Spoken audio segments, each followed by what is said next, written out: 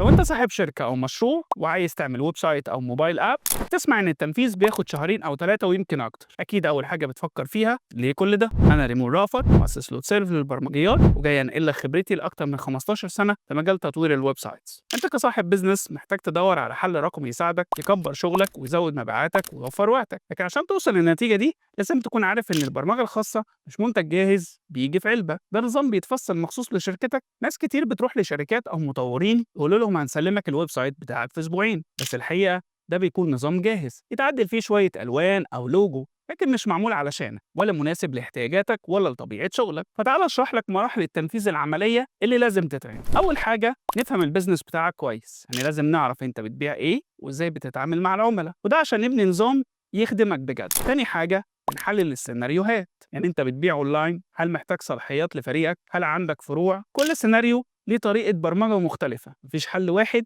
ينفع للكل. تالت حاجة بنخطط بشكل منطقي عشان نحدد ايه اللي هيشتغل الأول وايه اللي هيكمل عليه، عشان كل حاجة تشتغل بإنسيابية بدون تضارب أو تأخير. رابع خطوة هي التصميم، لازم التصميم يعبر عن هوية شركتك، يبقى سهل لأي عميل يفهمه ويحس إنه فخ مناسب للخدمات والمنتجات اللي بتقدمها. خامس خطوة البرمجة الفعلية واختبار الأداء، بنبرمج ونختبر ونراجع كل تفصيلة ونتأكد إن الويب سايت أو التطبيق سريع وآمن وبيشتغل في كل الظروف. آخر خطوة مرحلة التكامل ما بين كل البرمجيات، يعني لو عندك نظام مخزون أو دفع أونلاين أو تقارير وصلاحيات، كل ده لازم يتربط صح عشان ما ينفعش يحصل فيه مشاكل في وقت التشغيل. فالتأخير اللي بيخوفك هو الضمان الحقيقي إن مشروعك الرقمي هيشتغل مظبوط وهيخدمك سنين قدام من غير صداع أو تكاليف صيانة كل شهر. لو فعلا بتدور على شركة بتشتغل بنظام ذكي بتبني معاك البيزنس بتاعك، مش مجرد بتعمل ويب سايت شكله حلو وخلاص، ابعت لنا تفصيل مشروعك على رقمنا أو زور الويب سايت بتاعنا، واحنا هنساعدك من أول تحديد فكرتك لحد ما تستلم نظام بيشتغل بذكاء